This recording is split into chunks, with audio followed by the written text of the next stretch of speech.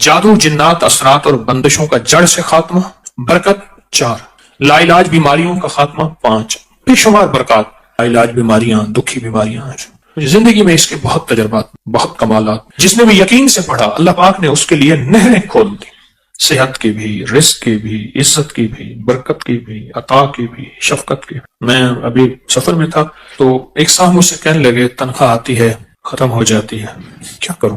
मैंने कहा 129 दिन मुझे दे दे और दे अल्लाह के लिए, मैं जैसे कहूं वैसे कर। 129 टाफियां ले ले, हर टाफी पे सुबह शाम एक बार सूरत कौसर पढ़, हर टाफी पे सुबह शाम एक बार सूरत कौसर पढ़, बस हर टाफी पे 129 टाफियां भी खत्म हो जाएंगी, 129 का आदत भी पूरा हो जाएगा, उनको खाना नहीं।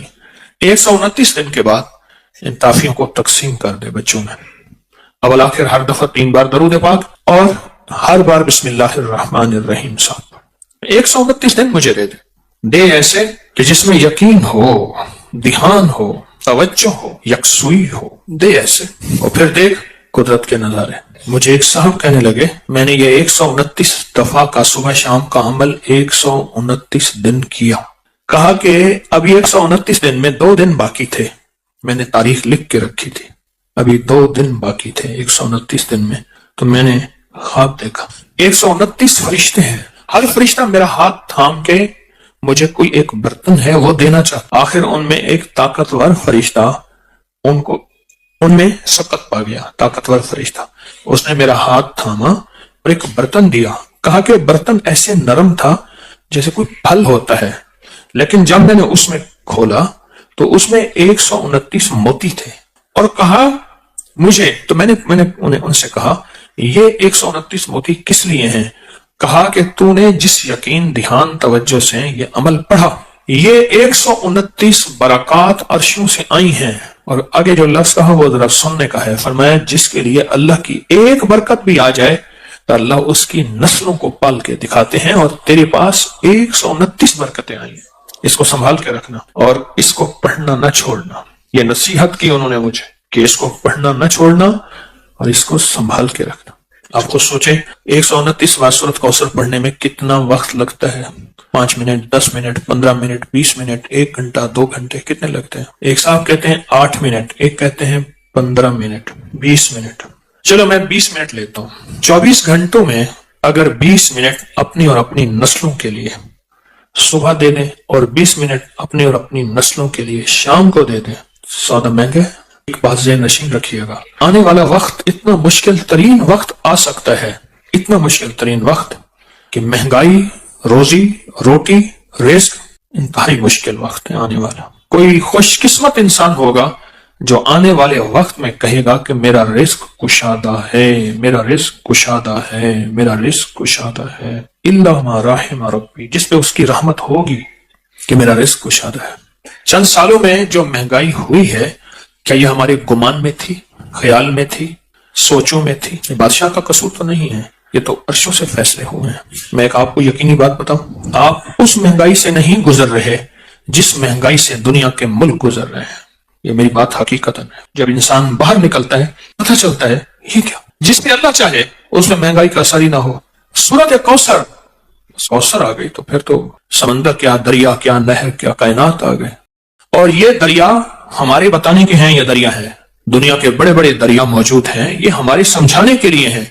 जो अल्लाह के खजाने के दरिया हैं वो कौन पहचान सकता है, वो कौन जान सकता है, वो किसकी समझ में आ सकती है कि अल्लाह के खजाने में कितने बड़े दरिया हैं। आपकी जुबान पे सूरत कौसर आई है तो मालूम ही हो कि अल्लाह कौसर के खजाने आपको देना चाहते हैं तो जुबान पे जारी किए है। अता उस वक्त होती है जब ऊपर से शफकत होती है, और जब शफकत होती है फिर अता होती है। सूरत कौसर आई है। पुरानी बात है, एक साहब मुझे मिले, कहे आप सूरत कौसर बताते हैं।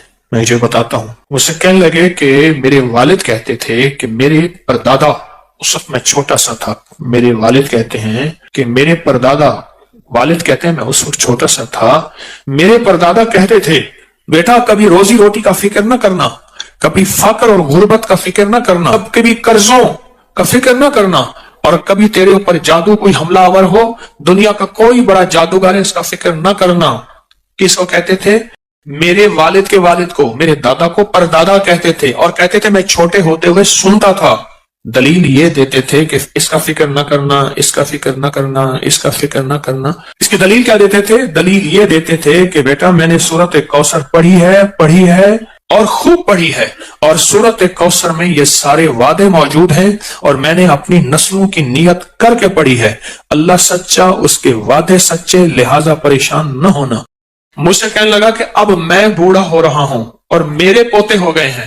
اس نے نسلیں گنوائی، میرا پوتا، میرا بیٹا، میں 3، ابا 4، ابے کا ابا 5، اور وہ بتانے والا 6۔ کہا کہ 6 نسلوں میں یہ چیزیں نہیں ہیں جو وہ بابا کہے، 6 نسلوں میں یہ چیزیں نہیں ہیں۔ میں نے اللہ سے منوایا ہے، میں نے نسلوں کی نیت کر کے پڑھا ہے، میں نے اللہ سے منوایا ہے۔ جو بھی گڑ گڑا کے پڑھے گا، بھکاری بن کے پڑھے گا، محتاج بن کے پڑھے گا۔ دیکھیں ہم اللہ پاک کی بارگاہ میں اگر 129 بار سورۃ کوثر پڑھ لیں، اور یہ 129 جو حرف ہے نا، لطیف، لام، طوا، یا اور فا، یہ اس کے عدد ہیں، یاد رکھیے گا۔ اللہ لطیف بعبادہ، اللہ کا نام جو لطیف ہے نا، جس کو ہم یا لطیف کہتے ہیں، اللہ کا نام جو لطیف ہے اس کے عدد ہیں 129۔ اگر آپ کہیں 129 لکھتے ہیں کسی نمبر کے طور پہ تو پوچھا کیوں لکھتے ہیں؟ کہا محض اس کا لطف و کرم ہے، یہ میرا کمال نہیں ہے۔ یہ جو 129 کے عدد ہے نا، میں آج آپ کو 129 کے عدد کی طاقت ذرا بتاؤں۔ 1 طاق ہے، 9 طاق ہے، پھر 2 اور 1 کو ملائیں کتنے بن جائیں؟ 3، اور 3 کیا ہے؟ اس میں ایک اور چیز بتاؤں، جس عدد میں 1 اور 9 آئے، جہاں بھی عدد میں 1 اور 9 آئے، فرمایا بسم اللہ الرحمن الرحیم کے 19 کیا حروف ہیں، اور جہنم کے وہ 19 فرشتے جو سزا دینے والے ہیں۔ جو بندہ ان 19 حروف کو پڑھے گا، پڑھے میرے ساتھ، بسم اللہ الرحمن الرحیم، یہ 19 حروف اس کی حفاظت کریں گے، اور صرف بسم اللہ الرحمن الرحیم کے پڑھنے سے 129 کی عدد کی طاقت ہے، اور 129 کا عدد اس کی لطف اور کرم کو بیان کر رہا ہے۔ جو بندہ 129 کی عدد میں کوئی چیز پڑھتا ہے کہ سورۃ کوثر 129 ہے، وہ اصل میں یہ کہہ رہا ہے کہ مولا اس کی زبان پہ جاری ہونا بھی تیری کریمی ہے، اس کا پڑھوانا بھی تیرا فضل ہے اور تیرا لطف اور کرم ہے، اور اس کی تاثیر ایک وہ ہے جو میرے علم میں ہے، ایک وہ ہے جو تیرے علم میں ہے۔ یہ بھی بڑی اہم بات ہے۔ ایک وہ ہے جو میرے علم میں ہے، میں نے معلومات لی، تسبیح خانے سے سنی، کتابوں میں پڑھی، بڑوں سے سنی، کسی کتاب میں پڑھا، کسی تحریر میں پڑھا، میرے دل میں وجدان پیدا ہوا۔ ایک وہ ہے جو میرے علم میں ہے، ایک وہ ہے جو تیرے علم۔ تو اللہ تیرا علم کامل ہے، اس کے پڑھنے کی وہ طاقت بھی عطا فرما جو تیرے علم میں ہے، وہ تاثیر بھی عطا فرما جو تیرے علم میں ہے۔ کیوں؟ ہونا تیری سب کچھ رحمت اور تیرے لطف و کرم سے ہے۔ یہ 129 کا عدد اس کی رحمت کو بول رہا، اس کی عطا کو بول رہا، اس کی شفقت کو بول رہا، اس کی شان کریمی کو بول رہا۔ اور پھر وہ ایک صاحب نے مجھے جو سچا خواب سنایا تھا، برتن تھا ایسے نرم جیسے پھل ہو، اس میں 129 موتی تھے، اور وہاں کہنے والے نے کہا یہ 129 موتی دراصل 129 برکات ہیں۔ جب کسی سے برکتیں لٹ جاتی ہیں، جب کسی سے برکتیں چلی جاتی ہیں، اس وقت وہ بندہ پھر سچا ویران ہو جاتا ہے۔ جب برکتوں کے دروازے کھلتے ہیں، پھر زمین اور آسمان کے خزانے اس کے لیے وسیع ہوتے ہیں۔ جب برکتوں کے دروازے کھلتے ہیں، بزرگ تھے دعا کر رہے تھے، بابا جی دعا کر رہے تھے کہ اللہ مجھ سے دولت چھین لینا، مجھ سے ملک اگر چھیننا ہے چھین لینا، اللہ مجھ سے صحت چھین لینا، میں شکوہ نہیں کروں گا، تیری عطا ہے تو جس کو دے، جس سے لے لے، لیکن اللہ مجھ سے برکت نہ چھیننا۔ کیوں؟ صحت ملی اور برکت اگر موجود ہوئی، صحت واپس آ جائے گی۔ اگر برکت موجود ہوئی، دولت واپس آ جائے گی۔ اگر برکت موجود ہوئی، نعمتیں، اقتدار، عروج، کمال مجھے واپس مل جائے گا۔ لیکن 129 کے عدد میں برکت ہے۔ اگر یہ عدد کچھ نہیں تھے، پھر اللہ کہتا فجر پڑھو، کوئی فجر کی 20 پڑھتا رکعتیں۔ عشق والے ہوتے جو پڑھنے کھڑتے فجر، تہجد سے جو شروع کرتے فجر پڑھتے پڑھتے پڑھتے پڑھتے، جو مجھ جیسے کمزور ہوتے وہ 2-4 پڑھ لیتے۔ اگر عدد کچھ نہیں ہے پھر فجر 2 ہی کیوں ہے اور مغرب 3 کیوں ہے؟ اگر عدد کچھ نہیں ہے پھر 30 روزے کیوں ہیں؟ اگر عدد کچھ نہیں ہے تو 7 چکروں کو ایک طواف کیوں فرمایا؟ اگر عدد کچھ نہیں ہے تو 9 ذی الحجہ ہی حج کیوں ہے؟ 10 ہو جاتا، 8 ہو جاتا۔ عدد ہیں والفجر ولیال عشر، وہ 10 راتیں آخر کیوں ہیں؟ ذی الحجہ کی 10 راتیں جن کی اللہ نے قسم کھائی ہے وہ کیوں ہیں؟ اور اگر عدد کچھ نہیں تو آخری عشرہ کیوں ہے؟ پھر آخری عشرہ رمضان کا، پھر اس میں طاق راتوں کا فرمایا 21، 23، 25، 27، 29 کیوں فرمایا؟ بعض اوقات ہماری ناواقفیت کہ ہم کہتے ہیں یہ عدد کہاں سے آ گئے؟ یہ کائنات عدد کے ساتھ اللہ نے جوڑ کے رکھی ہے۔ اگر عدد کچھ نہیں ہے تو اللہ کو پاک کیوں پسند ہے؟